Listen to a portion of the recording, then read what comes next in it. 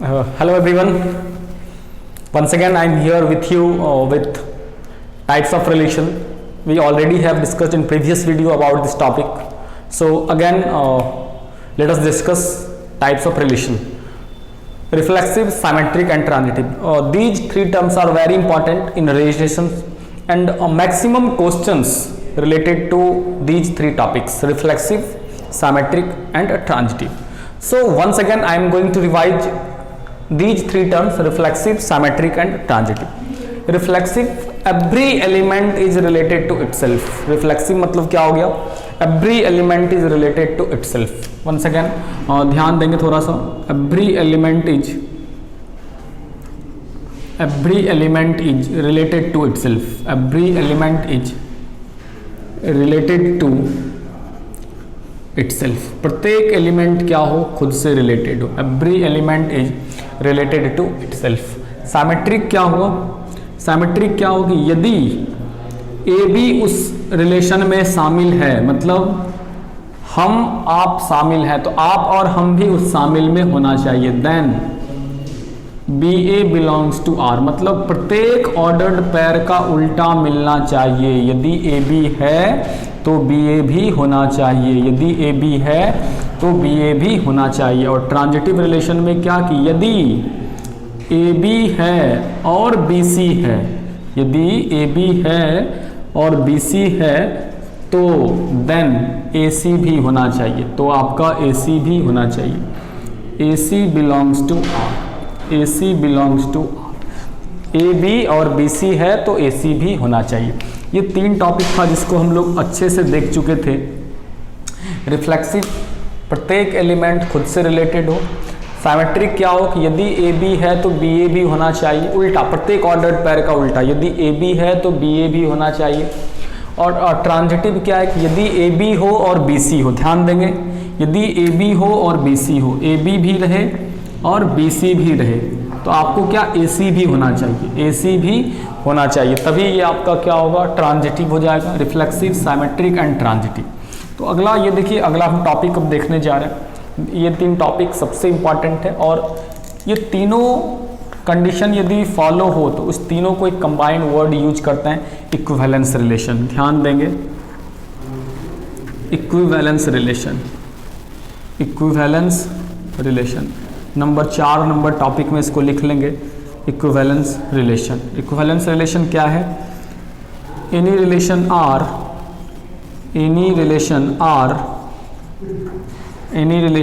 defined on set A, any relation R defined on set A is called equivalence, relation, is called equivalence relation if R satisfies all three conditions. If R satisfies all three conditions, ये तीनों condition satisfy करे. All three conditions, ये जो तीनों condition है वो क्या होना चाहिए? ये तीनों कंडीशन क्या होना चाहिए? सेटिस्फाई होना चाहिए. ठीक है, क्या क्या? रिफ्लेक्सिव भी हो, साइमेट्रिक भी हो और तीसरा क्या होना चाहिए? ट्रांजिटिव भी हो. मतलब वैसा रिलेशन जो रिफ्लेक्सिव भी हो, जो साइमेट्रिक भी हो और जो ट्रांजिटिव भी हो, जिसमें तीनों कंडीशन फॉलो हो, उसको हम लोग क्या बोलते हैं? इक्विवेलेंस रिलेशन बोलते हैं. ठीक है, रिफ्लेक्सिव के बारे में जानते हैं. रिफ्लेक्सिव क्या? Every element is related to itself, मतलब A belongs to R. A belongs to R. Symmetric क्या हुआ कि यदि ए बी बिलोंग कर रहा है तो बी ए भी होना चाहिए. और ट्रांजिटिव क्या बोलता है? ट्रांजिटिव बोलता है कि यदि ए बी और बी सी हो, हम आपके दोस्त हैं, आप उसके दोस्त हैं, तो हम भी यदि उसके दोस्त हैं, ठीक है, हम आपके दोस्त हैं और आप उसके दोस्त हैं, तो हम यदि उसके दोस्त रहेंगे तो ये क्या होगा? आपका ट्रांजिटिव होगा. ट्रांजिटिव होगा. तो रिफ्लेक्सिव, साइमेट्रिक, ट्रांजिटिव. और यदि तीनों कंडीशन सेटिस्फाई हो जाए तो उस रिलेशन को बोलते हैं क्या? Equivalence relation. कि वो आदमी क्या होगा? इक्विवेलेंस होगा, क्योंकि उसमें वो तीनों प्रॉपर्टी है. रिफ्लेक्सिव भी है, साइमेट्रिक भी है, ट्रांजिटिव भी है. रिफ्लेक्सिव में क्या कि ए बिलोंग्स टू आर होना चाहिए. साइमेट्रिक में कि यदि ए बी है तो बी ए भी होगा, यदि ए बी है तो बी ए भी होगा. और ट्रांजिटिव में क्या कि यदि ए बी और बी सी है, यदि ए बी और बी सी है तो AC भी होगा, तो AC भी होगा। तो रिफ्लेक्सिव, सिमेट्रिक और क्या हो गया ये ट्रांजिटिव। इस तरह से ये क्या हो गया इक्विवेलेंस रिलेशन। एक और जो वर्ड हम बहुत इंपॉर्टेंट टॉपिक है दैट इज एंटी सिमेट्रिक। चलिए हम उस टॉपिक को देखते हैं, एंटी सिमेट्रिक रिलेशन। ठीक है, ये 3 इंपॉर्टेंट है। मैक्सिमम क्वेश्चंस आपके टॉपिक में इसी तीनों टॉपिक पर मूव करेगा, रिफ्लेक्सिव, सिमेट्रिक, ट्रांजिटिव। ठीक है, याद रहेगा रिफ्लेक्सिव, सिमेट्रिक एंड ट्रांजिटिव। आगे देखें, अगला जो टॉपिक हम डिस्कस करने जा रहे हैं anti symmetric, anti symmetric relation, anti symmetric relation. तो कोई रिलेशन R है defined on set A is called anti symmetric. ध्यान देंगे डेफिनेशन में कि एनी रिलेशन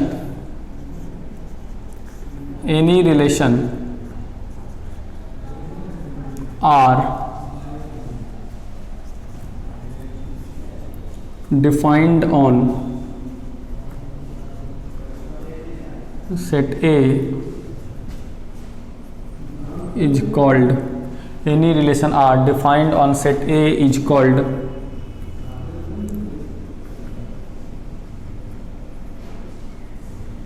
anti-symmetric if यदि AB और BA दोनों रहे, AB belongs to R and BA belongs to R, यदि दोनों रहे, A B से बिलोंग रहे और B A से बिलोंग रहे, तो हम यहाँ पर ये कंक्लूड कर पाए कि A बराबर B होगा, इम्प्लाइज A बराबर B। यदि ऐसा आप कंक्लूड कर पाए कि यदि AB और BA है, तो यहाँ से आप कंक्लूड कर पाइए कि A बराबर B, तो हम इसको क्या बोलेंगे एंटी सिमेट्रिक रिलेशन। जैसे देखिए यहाँ पर हम एग्जाम्पल से क्लियर करना चाहते हैं कि यहाँ पर मान लीजिए एक रिलेशन डिफाइन कर रहे हैं, देखेंगे यहाँ पर हम एक रिलेशन डिफाइन कर रहे हैं एग्जाम्पल में। एग्जाम्पल देख लीजिए क्या है, द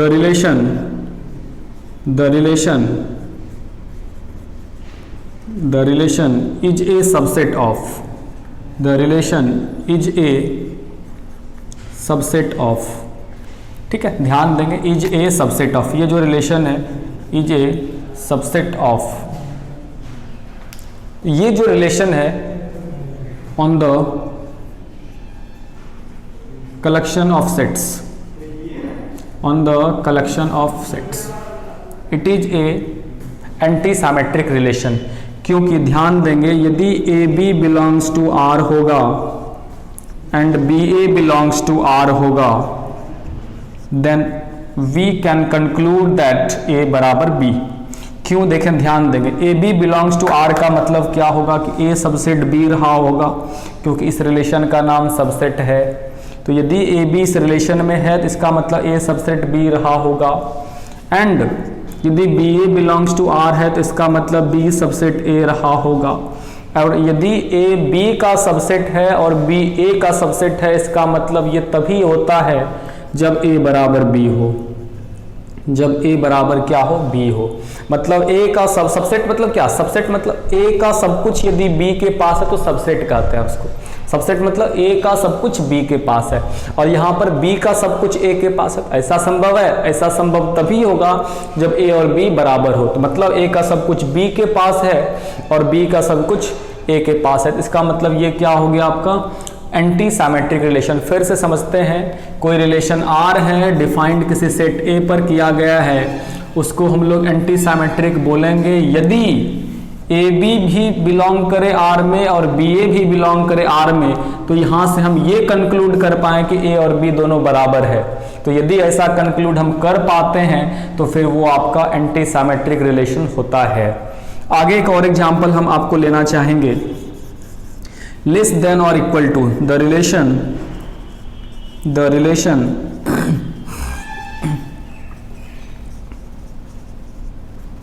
लेस देन और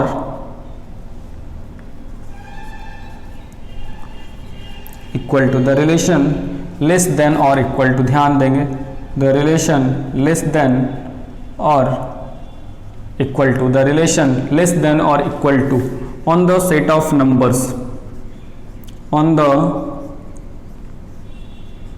set of numbers, okay, on the set of numbers. It is also anti-symmetric relation because if we consider AB belongs to R, AB belongs to R, it means A less than equal to B, and BA belongs to R, and BA belongs to R. इसका मतलब क्या हुआ? B less than equal to A.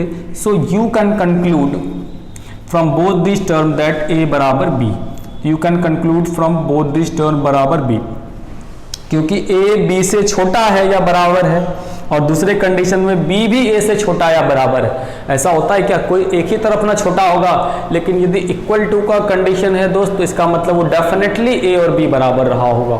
ठीक है, A B से छोटा या बराबर है और B भी A से छोटा या बराबर है। So we can conclude from both this term that A equal to B, right? So both these examples of anti-symmetric relation. Once again I am going to revise. A relation R defined on set A is called anti-symmetric if AB belongs to R and BA belongs to R, then we can conclude that A equal to B. हम conclude कर पाए कि A और B यदि बराबर हो, हम उसको क्या बोलते हैं? anti-symmetric relation. तो both these examples is a subset of, मतलब सबसेट वाला example and less than equal to वाला example, very important, always keep remember, okay? Right down in your copy, very fresh, अच्छे से उतार लें, एक एक वर्ड को समझने की कोशिश करें और देखें इसमें क्या डाउट्स है। जो भी डाउट्स है तो आप बिल्कुल कमेंट बॉक्स में कमेंट कर सकते हैं। I will try better next time, okay?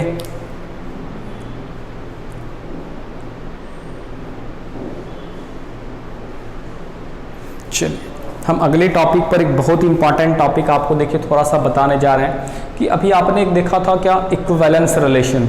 Equivalence relation क्या था? वैसा रिलेशन जो रिफ्लेक्सिव, साइमेट्रिक और ट्रांजिटिव तीनों हो, उसको क्या बोलते हैं? Equivalence relation. Once again, reflexive, symmetric और ट्रांजिटिव तीनों हो, उसको क्या बोलते हैं? Equivalence relation. ध्यान देंगे। लेकिन अभी जो टॉपिक हम डिस्कस करने एक बहुत ही इंपॉर्टेंट जा रहे हैं वो क्या है? ध्यान देंगे, पार्शियल ऑर्डर रिलेशन। ध्यान दें, partial order relation, partial order relation. ध्यान देंगे ये पार्शियल ऑर्डर रिलेशन क्या है? नंबर 6, एनी रिलेशन आर, ध्यान देंगे definition, any relation R defined on set A is called partial order relation, is called partial order relation. ठीक है, आपको क्या बोलेंगे? पार्शियल ऑर्डर रिलेशन बोलेंगे यदि आर सेटिस्फाइज 3 कंडीशंस, जैसे कि इक्विवेलेंस में 3 कंडीशन हो रहा था हमारा। ठीक है, जैसे कि हमारा इक्विवेलेंस में 3 कंडीशंस हो रहा था। फिर से देखिए, हम आपको याद दिलाते हैं थोड़ा सा। इक्विवेलेंस के लिए क्या था? रिफ्लेक्सिव, साइमेट्रिक और ट्रांजिटिव। ठीक है, रिफ्लेक्सिव, साइमेट्रिक, ट्रांजिटिव। तो उसी तरह ये जो हमारा पार्शियल ऑर्डर रिलेशन होने जा रहा है, पार्शियल ऑर्डर रिलेशन में भी 3 कंडीशन फॉलो होना चाहिए, but the difference is that reflexive, anti symmetric and transitive. If R satisfies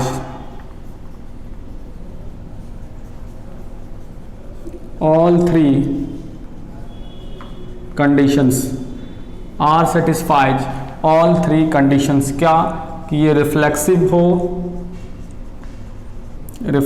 हो, दूसरा एंटी साइमेट्रिक हो, एंड तीसरा ट्रांजिटिव हो। Reflexive, anti symmetric and transitive. Reflexive क्या है? प्रत्येक एलिमेंट खुद से रिलेटेड हो। ए बिलोंग्स टू आर। रिफ्लेक्सिव क्या है? ए बिलोंग्स टू आर, प्रत्येक एलिमेंट क्या हो? खुद से रिलेटेड हो, उसको हम लोग क्या बोलते हैं? रिफ्लेक्सिव बोलते हैं। एंटी साइमेट्रिक क्या था? बिल्कुल अच्छे से देखिए, एंटी साइमेट्रिक क्या था? एंटी साइमेट्रिक था कि यदि A B belongs to R हो, यदि A B belongs to R हो, ध्यान देंगे अच्छे से, और बी ए मतलब ए बी और बी ए दोनों रहे, A B belongs to R and B A belongs to R, A B and B A belongs to R. देखिए आदमी को कुछ नया ट्राई करना चाहिए, ठीक है, that's why I am trying to use my this hand. A B और बी ए यदि दोनों है तो यहाँ से आप कंक्लूड कर पाएँ क्या, ए इक्वल टू बी। फिर भी बहुत अच्छे लिख लेता हूँ मैं, कोशिश करता हूँ। रिफ्लेक्सिव, सैमेट्रिक और ट्रांजिटिव। ट्रांजिटिव में क्या है कि यदि A B belongs to R हो, ठीक है, A B belongs to R हो और B C belongs to R हो, ए बी और बी सी मतलब हम आपके दोस्त हैं और आप किसी रमेश के दोस्त हैं, ठीक है। तो हम यदि रमेश के दोस्त होंगे तो फिर ये आपका क्या हो जाएगा, मतलब हम किससे बिलोंग करें, A C belongs to R, A C belongs to R, ठीक है। ध्यान देंगे यदि ए बी से बिलोंग करे और बी सी से, तो ये आपका क्या होना चाहिए, ए सी भी होना चाहिए, ये क्या आपका ए सी भी होना चाहिए। यदि ऐसा हो तो ये आपका क्या होता है, ट्रांजिटिव होता है। तो यदि कोई रिलेशन है जिसमें कि रिफ्लेक्सिविटी भी होल्ड करे, ठीक है, एंटी सिमेट्रिक भी रहे और ट्रांजिटिव भी रहे, उसको हम लोग क्या बोलते हैं, पार्शियल ऑर्डर रिलेशन। और इक्विवेलेंस रिलेशन में देखिए यहाँ पर आपका इक्विवेलेंस रिलेशन किसको बोलते हैं, इक्विवेलेंस जो रिफ्लेक्सिव, सिमेट्रिक और ट्रांजिटिव हो, जो रिफ्लेक्सिव, सिमेट्रिक और ट्रांजिटिव हो उसको हम लोग क्या बोलते हैं, पार्शियल ऑर्डर रिलेशन। सो इस तरह से हमारे पास ढेर सारा अलग अलग टॉपिक्स था। Always try to learn all the steps, all the words in all the definitions. जितने सारे टर्म हम यूज कर रहे हैं, जितने सारे डेफिनेशंस यूज कर रहे हैं, आप चीज़ों को समझने की कोशिश करें बेटर रूप से, तभी हम आगे कंटिन्यू करेंगे। अब देखिए इसके बाद कुछ कुछ टॉपिक्स हैं जो कि समझना और याद रखना बहुत ज़रूरी है। कि एक बहुत इंपॉर्टेंट टॉपिक है out of types of relation, congruence modulo N. देखिएगा बहुत ही इंपॉर्टेंट टॉपिक हम आपके साथ डिस्कस करने जा रहे हैं, कन्ग्रुएंस मॉडुलो एन। ये क्या है समझते हैं। कन्ग्रुएंस मॉडुलो एन कॉपी में लिख लेंगे दोस्त अच्छे से इन सारे टॉपिक्स को, बहुत इंपॉर्टेंट टॉपिक है। Congruence modulo N, congruence modulo N,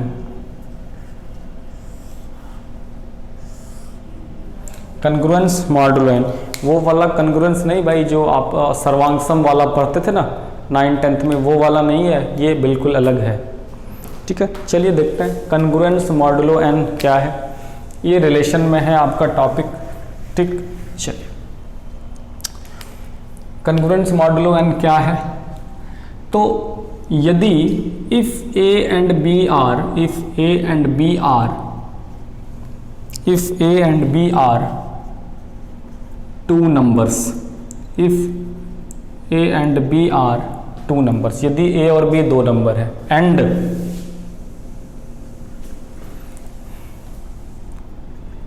N is any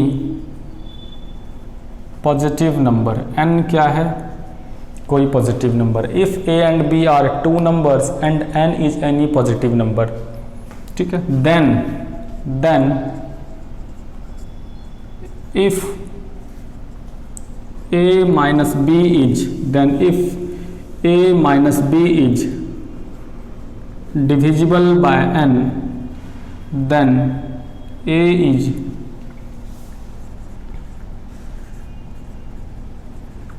congruent to B modulo n, ठीक है। तो यदि a माइनस बी में n से भाग लगे, ठीक है, a माइनस बी में n से भाग लगे, यदि a माइनस बी में n से भाग लगे तो हम क्या बोलते हैं, हम बोलते हैं a is congruent to b modulo n, हम ऐसा बोलते हैं a is congruent to b modulo n। a minus b में यदि n से भाग लगे हम उसको क्या बोलते हैं, a is congruent to b modulo n। मतलब कोई भी एग्जाम्पल ले लीजिए आपको पता चल जाएगा। इसको देखिए denoted by a is congruent to b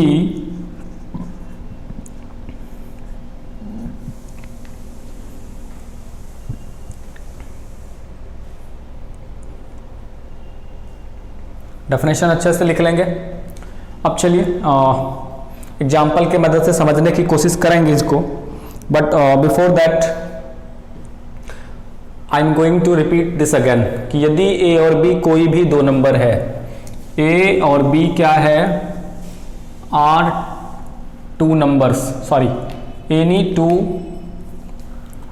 integers, are any two integers, ठीक है, and n is any positive integer, और n क्या है, एक पॉजिटिव इंटीजर है। देखेंगे थोड़ा इसको करेक्शन कर लेंगे, है ना, क्या है, एनी टू इंटीजर है, और n क्या है, पॉजिटिव इंटीजर है, n is any positive integer. तो यदि a माइनस बी में n से डिवाइड हो जाए, तो यदि a माइनस बी में n से डिवाइड हो जाए, भाग लगे, तो हम क्या बोलते हैं, a is congruent to b modulo n। देखिए कोई भी एग्जाम्पल लेते हैं, ध्यान देंगे, n में यदि a माइनस बी से भाग, सॉरी n से यदि a माइनस बी में भाग लगे, डिवाइड लगे, तो a is congruent to b modulo n। Consider कर लेते हैं a equal to 4, b equal to 12, ठीक है, या माइनस में नंबर हो सकता है a और b, बट n पॉजिटिव हो, n इक्वल टू 2। तो बिल्कुल यहाँ पर क्या है, 4 माइनस 12 कितना होता है, 4 माइनस 12 माइनस 8, और माइनस 8 में तो 2 से डिवाइड लगता है, तो हम यहाँ पर बोल सकते हैं 4 इज कन्ग्रुएंट टू 12 मॉडुलो 2, ठीक है। ये बिल्कुल ध्यान रखेंगे इस तरह से कि यदि a माइनस बी में n से कंप्लीटली डिवाइड लगा लें, हम लोग डिवाइड कर पाएँ, तो हम क्या बोलते हैं, a is congruent to b modulo n, a is congruent to b modulo n। ये आपका टॉपिक है, लिख लें अच्छे से, a is congruent to b modulo n। एक और टॉपिक है छोटा सा, जिसको हम अभी देखेंगे, थोड़ा सा इंट्रोड्यूस करेंगे, दैट इज इक्विवेलेंस क्लास। जल्दी से लिख लें, चीज़ों को दोस्त समझना पड़ेगा यहाँ पर, एक एक चीज़ों को अच्छे से, एंड एग्जाम्पल के मदद से, कि लगे कि वो चीज़ आपके ऊपर रन कर रहा है, वो चीज़ आपके ऊपर चल रहा है, तब ज़्यादा इंटरेस्टिंग होता है ना। जैसे कि कोई चीज़ हम ही से रिलेटेड है, तो चीज़ों को जो आप अपने पर लेके समझने की कोशिश करेंगे कि हम उसके दोस्त हैं, वो हमारा दोस्त है, साइमेट्रिक है ना, हम राम के दोस्त हैं, राम श्याम का दोस्त है, तो हम भी यदि श्याम के दोस्त हैं तो ट्रांजिटिव। चीज़ों को आप अपने ऊपर ले करके देखें, देखिए कितना थोड़ा इंटरेस्ट आता है और आसानी से समझ में आएगा। If you use mathematical approach then it will become little bit difficult, okay, try to understand the concepts, okay. अगला next topic is equivalence class. Next topic is equivalence class. देखिए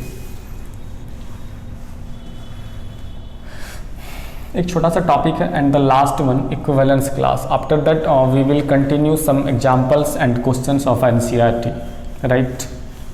इक्विवेलेंस क्लास, देखिए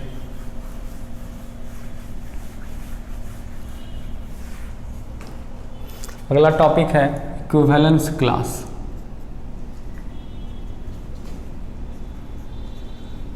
equivalence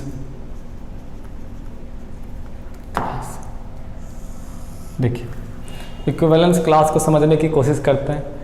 if R is any equivalence relation, if R is any equivalence relation on set A, set A पर R क्या है, एक equivalence relation है। if R is any equivalence relation on set A and let A belongs to A, ये जो element है, मान लीजिए कि A कोई एलिमेंट है A का, A कोई एलिमेंट है A का, ठीक है। Then equivalence class, then equivalence class of element A is denoted by, then equivalence class of A is denoted by this way। आप if somewhere written this symbol, then it is written as equivalence class of A, not greatest integral function, and ना ही ये बड़ी bracket है। ठीक है, ध्यान रखेंगे एक ही नोटेशंस है, but according as chapter we use different names, है ना। बड़ी ब्रैकेट आप पढ़ते हैं, आप इसको ग्रेटेस्ट इंटीग्रल फंक्शन भी पढ़ते हैं, आप इसको इक्विवेलेंस क्लास भी पढ़ते हैं। तो अलग अलग जगहों पर हम इसका अलग अलग नाम यूज करते हैं अलग अलग चैप्टर के अनुसार। And what is the meaning of this symbol? And it means, and it is defined as, and it is defined as, and it is defined as the collection of, and it is defined as the collection of all those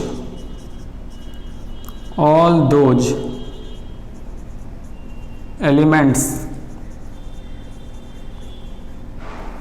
which are related to A, which are related to A, वो सभी element जो कि A से related हो। जैसे कि देखिए यहाँ पर हम एक रिलेशन डिफाइन करते हैं 1 1 1 3 3 1 2 2 1 2 3 2 इस तरीके से। अब मान लीजिए हम इक्विवेलेंस क्लास निकालना चाहते हैं 1 का। पहली बात तो equivalence class of any element, equivalence class of any element, equivalence class किसी एलिमेंट का निकलता है। ध्यान देंगे, पहला topic equivalence class of any element, किसी एलिमेंट का इक्विवेलेंस क्लास निकलता है, किसी सेट का नहीं, किसी रिलेशंस का नहीं, किसी एलिमेंट का, किसी वस्तु का। इक्विवेलेंस क्लास को हम इस तरीके से डिनोट करते हैं, एंड डिफाइंड एज वो सभी वस्तु जो उससे रिलेटेड हो, वो सभी वस्तु जो उससे रिलेटेड, जो ए से रिलेटेड हो, उसको ए का इक्विवेलेंस क्लास बोलता है।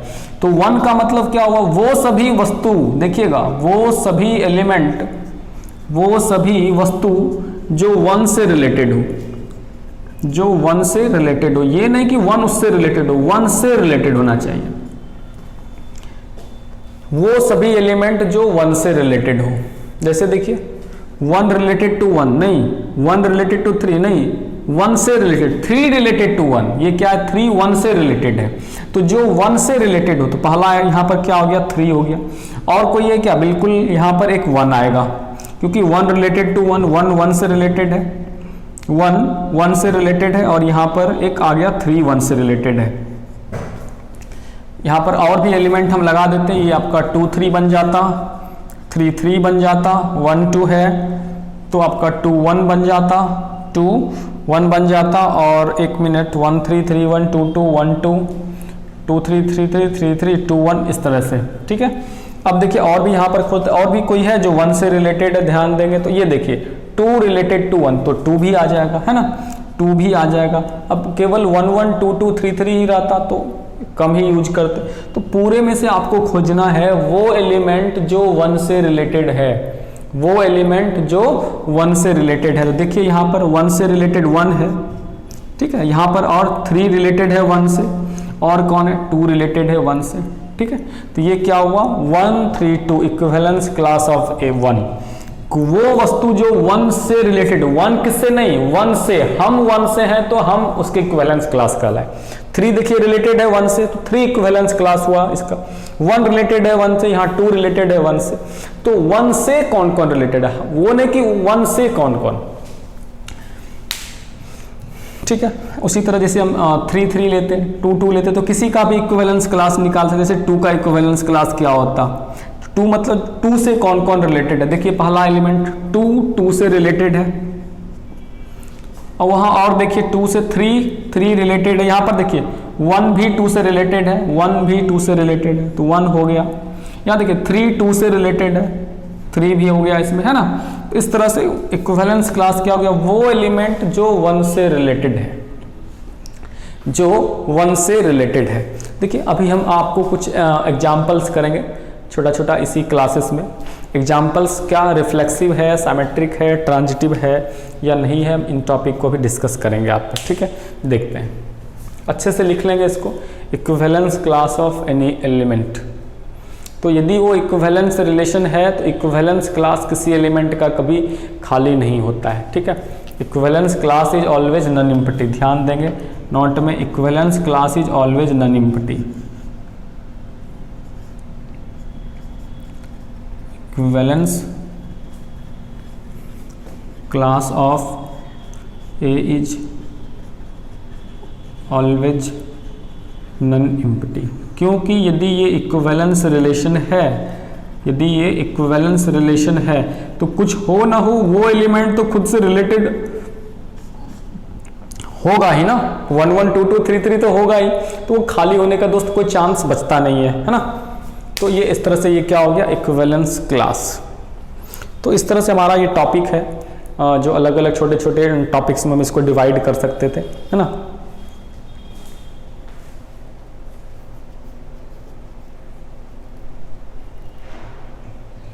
लिख लें अच्छे से समझ लें इसको।